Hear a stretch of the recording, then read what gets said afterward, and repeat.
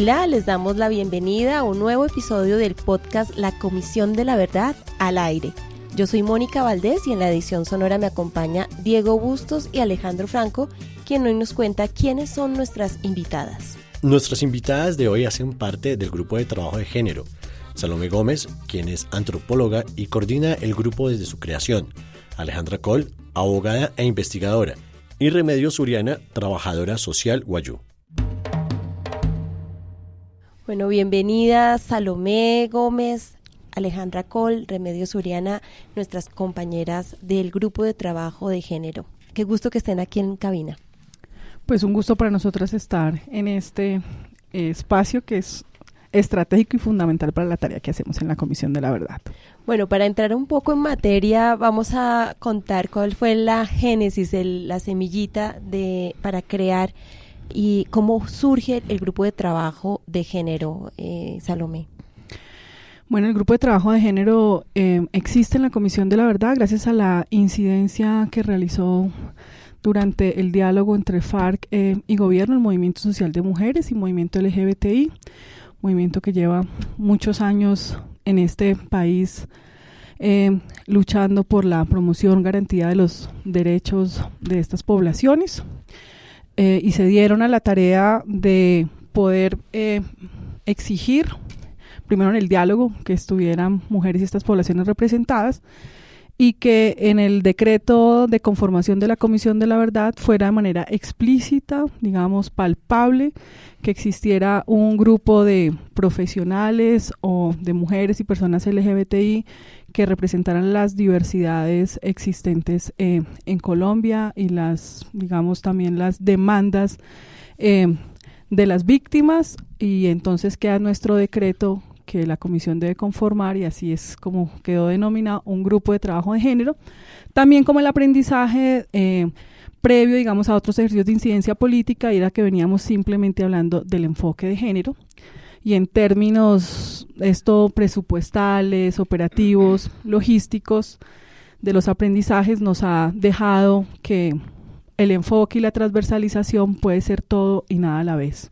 Entonces, el grupo lo que exige es tener gente dedicada a hacer la tarea de transversalización y de visibilizar lo que le ha ocurrido en el conflicto armado, principalmente a las mujeres y personas LGBTI. ¿Cómo el enfoque de género, Alejandra, se convierte como en un eje transversal del trabajo de la Comisión de la Verdad para el esclarecimiento, para la convivencia, para el reconocimiento y también para pensar esa no repetición? ¿Cómo ese enfoque entra? Bueno, primero, muchas gracias por la invitación, Mónica. El enfoque de género se convierte en una herramienta para todas las áreas de trabajo de la comisión para lograr, uno, saber qué le pasó a las mujeres y personas LGTBI y sobre todo por qué.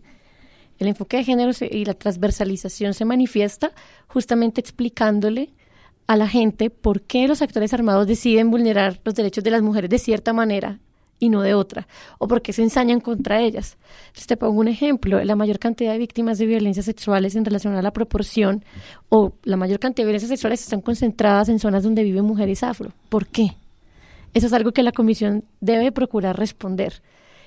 ¿Por qué los actores armados se ensañan contra estas poblaciones? Y en concreto también implica tener objetivos. La Comisión de la Verdad también parte de un ejercicio de planeación estratégica y que allí está incluida la participación de las mujeres, y también la Comisión de la Verdad parte de preguntas de investigación.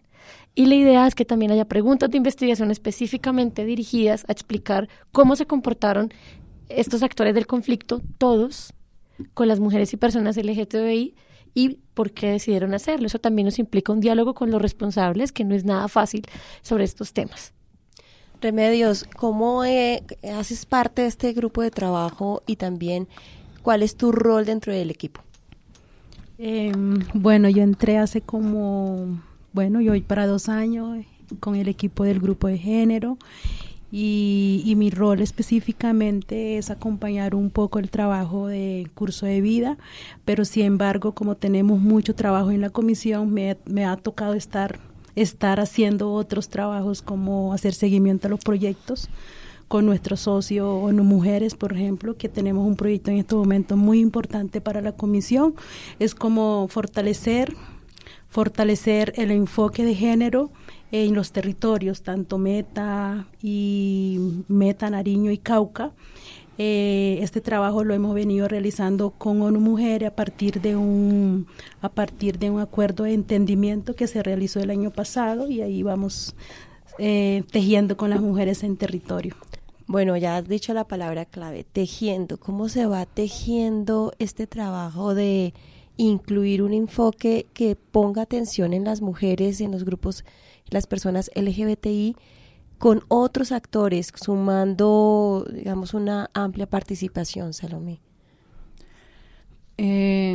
Este es un ejercicio, sí, de tejer, de aprender, de desaprender, de una escucha constante. Creo que nuestra labor fundamental en la comisión es poder escuchar a todas las víctimas, en especial, pero en general a la sociedad civil, para que podamos escuchar, digamos, cómo la misma sociedad explica lo que nos ha ocurrido, y cómo aportamos para que no se repita, digamos, todos estos años de guerra. Y en esa medida pues tenemos un ejercicio de participación plural, diverso, de una participación activa, y es que el grupo decide, digamos, crear como unos canales de participación donde podamos escuchar, por ejemplo, a integrantes de organizaciones, de plataformas nacional de mujeres LGBTI, que, como decía previamente, llevan muchos años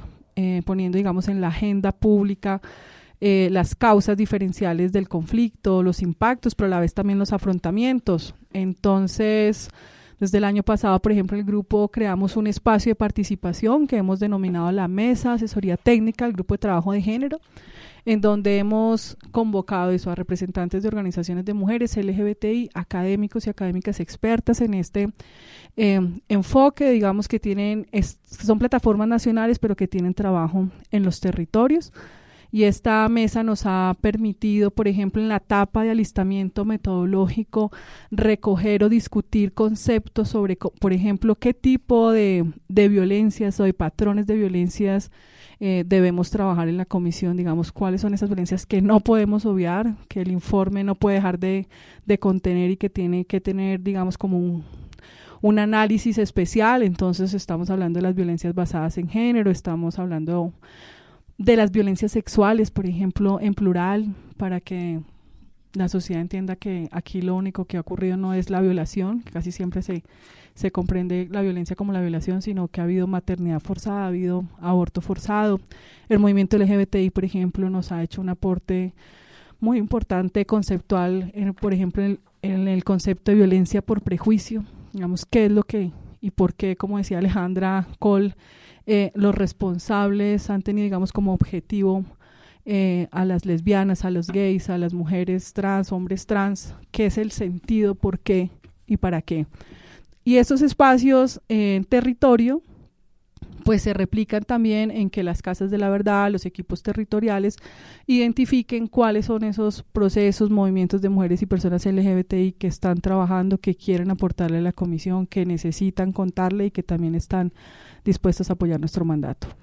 Aleja, en algún momento vi que el grupo de trabajo de género empezó a adelantar una estrategia metodológica para que víctimas, por ejemplo, de violencias sexuales también pudieran entrenarse y entrar en un proceso de documentación de otros casos de violencia. ¿Cómo es que una víctima luego se convierte en documentadora y eso lo toma la comisión como un aporte también de innovación metodológica? En la comisión tenemos una visión de las víctimas que parte no solo de reconocer los impactos y afectaciones, sino también sus habilidades y afrontamientos. Y muchas víctimas han creado herramientas de todo tipo. Psicosociales, ante la ausencia del Estado, ayudaban a atender a otras víctimas o ellas mismas documentaban casos. Y la idea de la comisión no es, perdóname lo coloquial, no es llover sobre mojado, sino recoger ese conocimiento que ya está allí en estrategias para poder encontrar a las víctimas, para convocarles, para poder pedirles que cuenten su historia, que además no es nada fácil en el contexto actual de riesgos de seguridad en el que estamos, o incluso invitarles a que participen en nuestros encuentros por la verdad, porque a veces el llamado lo hace solamente la institucionalidad, pues hay temores, hay prevenciones que son entendibles, porque la relación de las víctimas con la institucionalidad no siempre ha sido armónica. Entonces es muy interesante que las víctimas nos ayudan a contactarles para que nos den su testimonio y han creado herramientas para poder documentar y atender los impactos que pueda generar esa documentación. Cuando tú documentas, revives muchas cosas en las víctimas, pero sobre todo es porque a veces las víctimas sienten identidad con alguien que ha vivido lo mismo que ellas. Es decir, es distinto que te hable yo desde un lugar totalmente ajeno, que no entiendo tu experiencia de vida, a que te hable alguien que ha vivido en carne propia la misma experiencia que tú. Entonces eso también genera unos niveles de afinidad, de empatía, que facilitan el diálogo y que hace que sea mucho más fluido. Pero además de eso también, estas víctimas que están en territorio también conocen contextos y saben los lenguajes que usan las víctimas, las palabras que se usan para describir las cosas. Te pongo un ejemplo, para las víctimas usualmente no llaman a las violencias sexuales por su nombre, hablan de otras formas, dicen abuso de mí, bueno, en fin, tienen otros lenguajes que una persona que es del territorio, que lo ha vivido, pues puede leerlas. Entonces también para la comisión ha sido muy importante rescatar ese conocimiento que hay en territorio y decir, ayúdennos, dennos la mano con esto, y tenemos muy clara que la tarea de construir la verdad con enfoque de género no la puede hacer solamente la comisión. Eso es un tema de país, pero además hay una cosa muy linda de nuestro decreto y es que tiene expresamente establecido que el enfoque de género no es una responsabilidad solo del grupo de trabajo de género, es una responsabilidad colectiva de la comisión. Esto también ha permitido llamar a las víctimas a que documenten, nos ha permitido también vincular mucho a la dirección de conocimiento de aquí de la comisión para que nos ayude como a asesorarlas en todo el proceso. Muy bien, hasta ahí digamos tenemos como todo este marco referencial del enfoque, pero yo también quería, Remedios, que tú nos aportaras como mujer wayú que eres, cómo trabajamos con las mujeres en sus diferencias culturales, generacionales, territoriales, y ahí cómo estamos concibiendo ese trabajo diferencial, no solo de diferencia en el enfoque, sino en esas diferencias culturales y generacionales.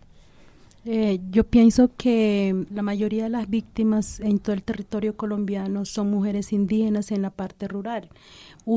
Tenemos que empezar a traducir qué es el mandato de la comisión en sus lenguas para que ellas puedan entenderla y hablarla, y hablarlos a ellas desde un lenguaje más básico que se puede entender, porque no es lo mismo traducir género en Wayunaiki, o sea, eso no tiene traducción, pero eso no quiere decir que las violencias no está pasando en las comunidades indígenas, por supuesto que está ahí, solamente que tenemos que interpretar la significación de las violencias también, de las diferentes violencias que enfrentan las mujeres indígenas.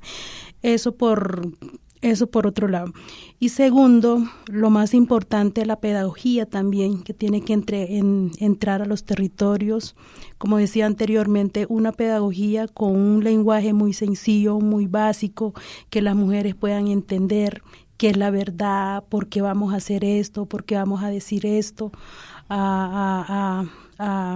en Colombia, y para que las otras personas también puedan entender qué es esto en los diferentes países de América Latina o en el mundo. Y tres, también es muy importante que hablemos en términos, no tener en cuenta como tener en cuenta las tres generaciones, niña, jóvenes y adulta mayor, porque estos tres conocimientos se tiene que relacionarse entre sí misma para poder comprender lo que pasó.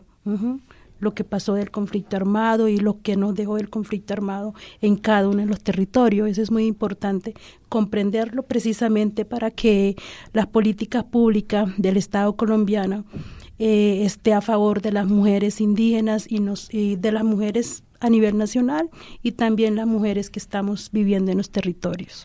Bueno, pero no solamente estamos buscando esclarecer cómo fueron afectadas las mujeres en las múltiples formas de violencias en 6 décadas, sino también cómo las mujeres y las personas LGBT, las mujeres de diferentes periodos, generaron estrategias de cohesión social, formas de participación, formas que acá tenemos una palabra un poco afrontamiento que hay que traducirla también en esos diferentes aportes que hicieron en esa construcción de esa cohesión social. De alguna manera, ¿cómo lo estamos haciendo, Salomé? Hoy todas pueden aportar en esto.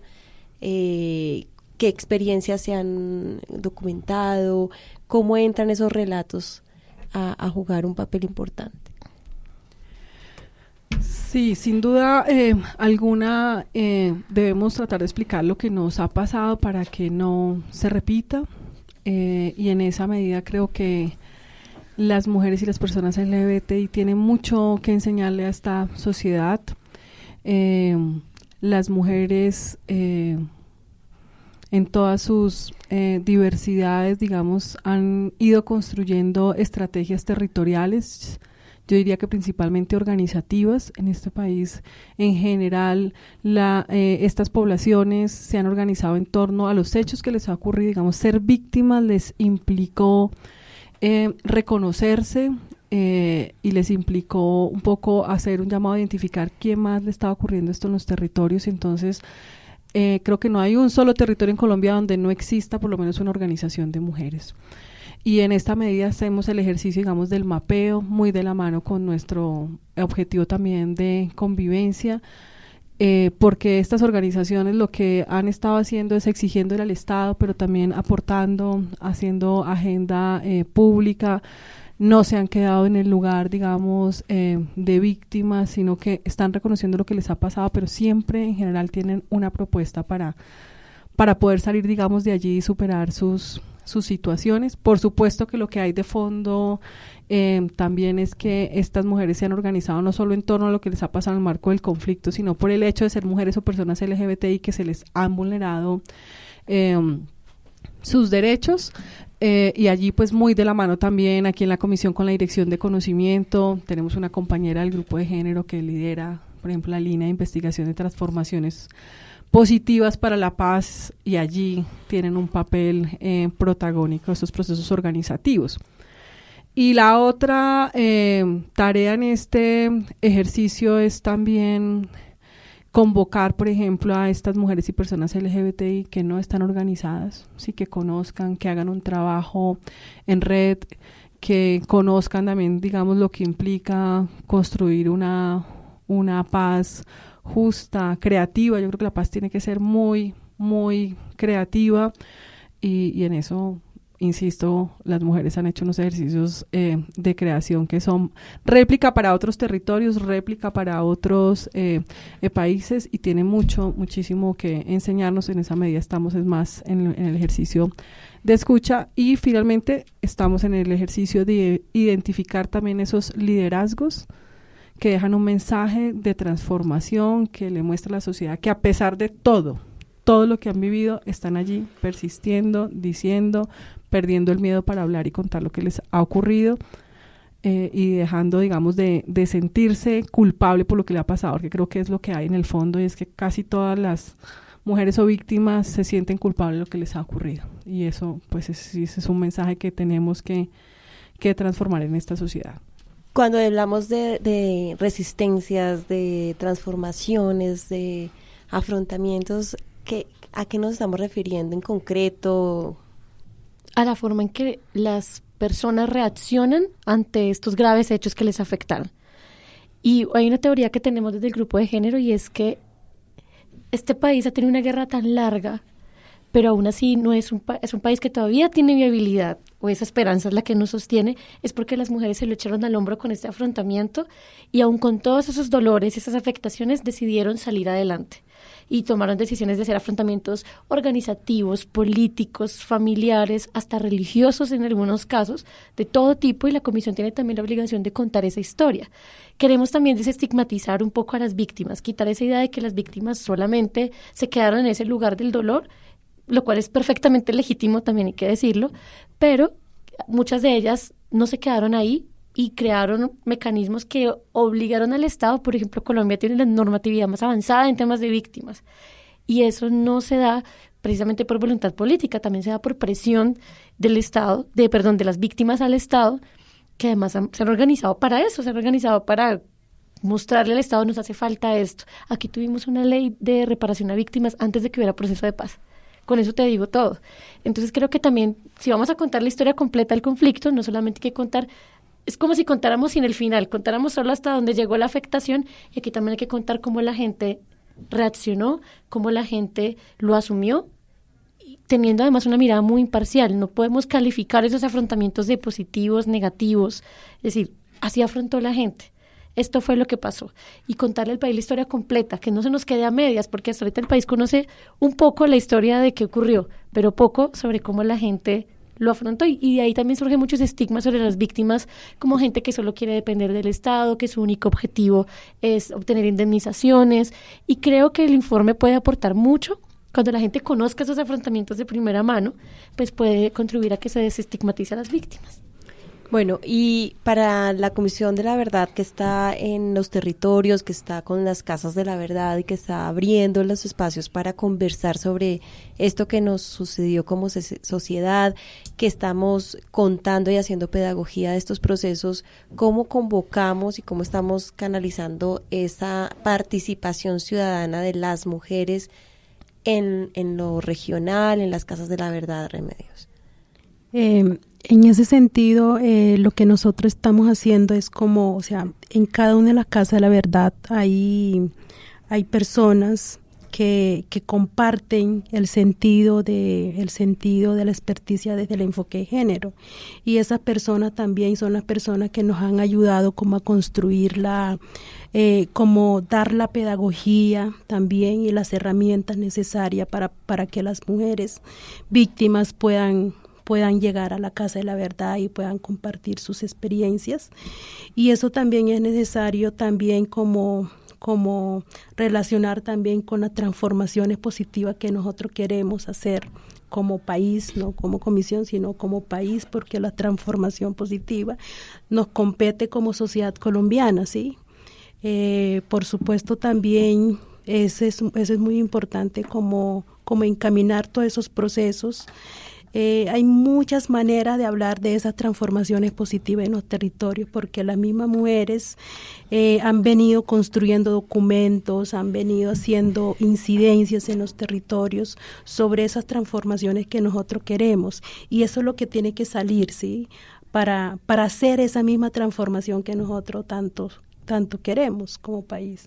Justamente ha habido informes que ya han empezado a llegar de diferentes poblaciones, tú lo mencionabas, Remedios, hasta el momento que ha llegado, y las personas o organizaciones que quieran aportar para el esclarecimiento de la verdad o con propuestas frente a la convivencia y la no repetición, ¿qué deben hacer? Bueno, ¿qué nos ha llegado? Nos han llegado informes realizados por organizaciones de mujeres desde una mirada territorial, informes sobre violencia sexuales en diferentes territorios, las causas, ¿cierto? Los impactos, con análisis, con hipótesis, con una ruta, digamos, propuesta para la comisión donde, digamos, se puede o se debe profundizar estos hechos. Hemos recibido informes sobre los impactos a la vida de las mujeres indígenas, a mujeres negras, a las mujeres lideresas. Acabamos de recibir este mes el primer informe sobre impactos y afectaciones a personas LGBTI que nos entregó la Corporación Caribe Afirmativo. Este es el primer informe presentado ante una comisión de la verdad que reconoce los impactos en esta población, y sin duda alguna eso es un aporte gigante, porque son estas organizaciones las que conocen a la gente, que generan la confianza, que llevan estudiando, que están en los territorios. La Comisión de la Verdad está abierta para recibir cualquier tipo de informe que cualquier organización, persona jurídica natural considere que la comisión debe conocer. Los informes, por supuesto, los recibimos algunos equipos por los intereses. La dirección étnica está recibiendo informes especiales sobre las afectaciones, ¿cierto?, colectivas o históricas a los pueblos étnicos, curso de vida, igual. Pero son informes para la Comisión de la Verdad, que desde cada equipo vamos a hacer, digamos, la incidencia en los análisis allí diferenciales. Y también un poco para alentar a las organizaciones a que nos sigan entregando insumos.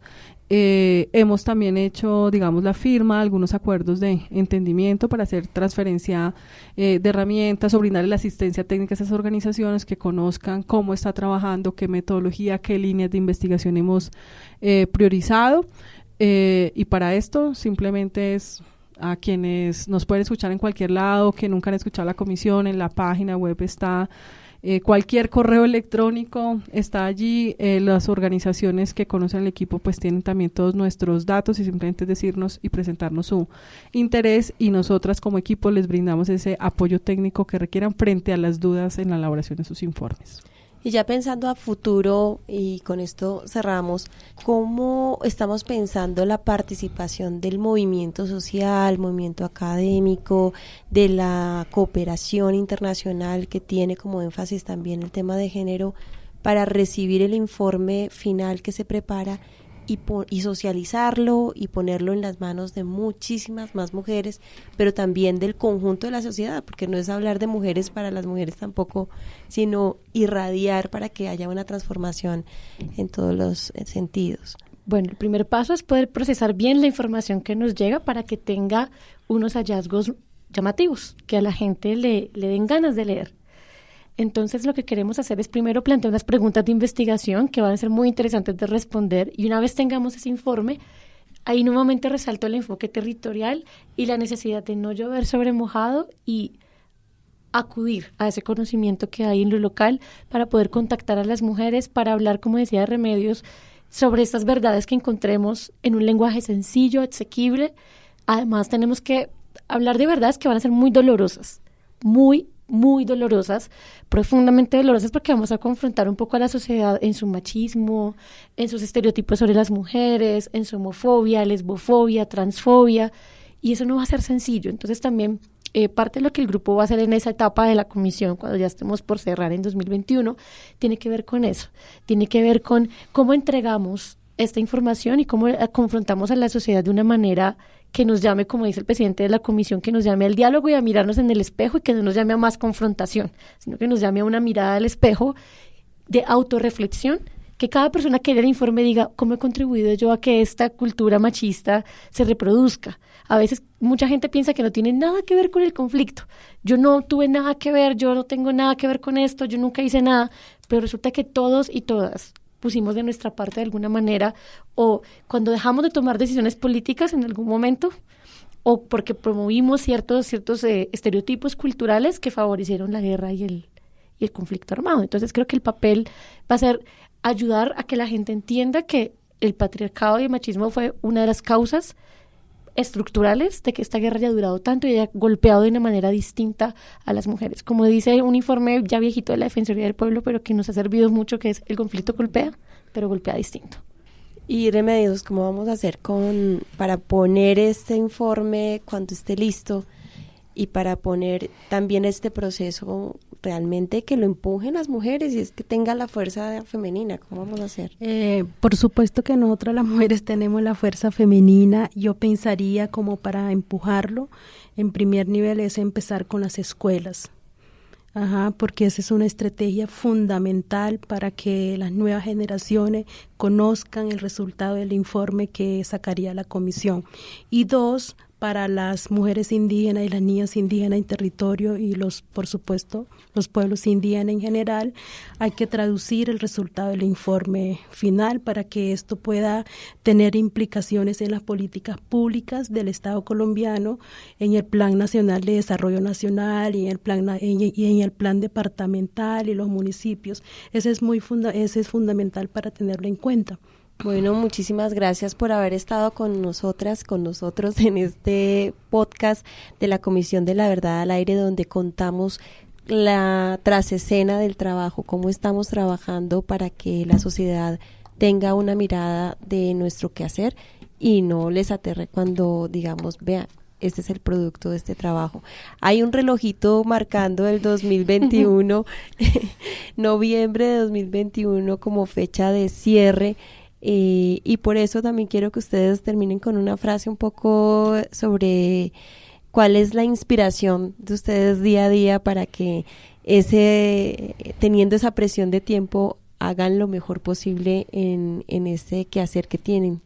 Mi inspiración son las mujeres y personas LGBTI que, a pesar de todo lo que les ha ocurrido, confían en esta Comisión de la Verdad, confían en que les estamos escuchando para hacer de manera, digamos, dignificante, que sus entrevistas, sus historias transformen un poco sus vidas y sobre todo cuando en general hablamos con quienes ya han decidido contarnos lo que les ha ocurrido y nos dicen, yo cuento esto para que a nadie más le vuelva a ocurrir y lo cuento también para no sentirme culpable y siento alivianado mi corazón.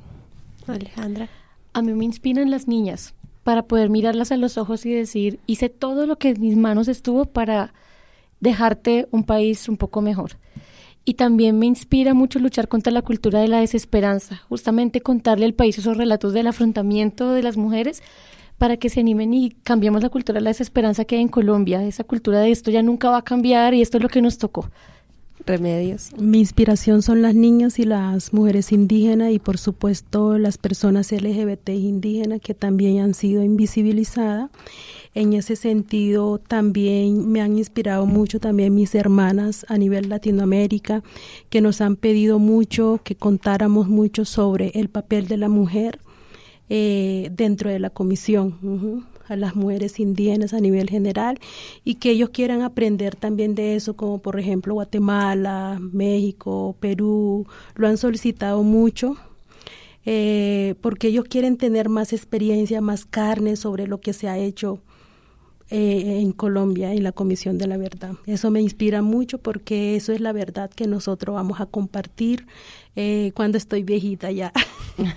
Más adelante, sí. Falta. Es la historia que va a contar. Y eso me inspira mucho. Bueno, muchísimas y ser gracias. la primera y ser la única indígena que estoy en el grupo de género, eso también me inspira mucho, me motiva mucho. Hablar a veces me da mucho más fortaleza, más empoderamiento, también porque hay mujeres también que me empujan desde atrás. No, usted no se puede salir de la comisión porque tienes que estar ahí, porque usted es la que va a contar nuestra historia. Moni, me dicen mucho las mujeres indígenas. Y nos inspira a ser la primera Comisión de la Verdad que va a abordar a profundidad el tema de las afectaciones a personas lesbianas, gays, bisexuales y trans, y la primera que va a hablar no de manera tangencial ni superficial sobre las violencias basadas en género, sino que los vamos a abordar a profundidad. Mirar a la cara esos problemas como de una manera muy innovadora, ser las primeras en hacerlo. Y también nos inspira mucho como equipo de género de la comisión, nos inspira mucho, es un reto para nosotros trabajar con las mujeres campesinas porque ellas tienen que estar identificadas, su voz, su verdad dentro del informe final. Muy bien, pues con este inspirado grupo de trabajo de género de la Comisión de la Verdad, les agradecemos por habernos escuchado y seguimos nosotros en esta misión. Sigan con nosotros en la Comisión de la Verdad al aire.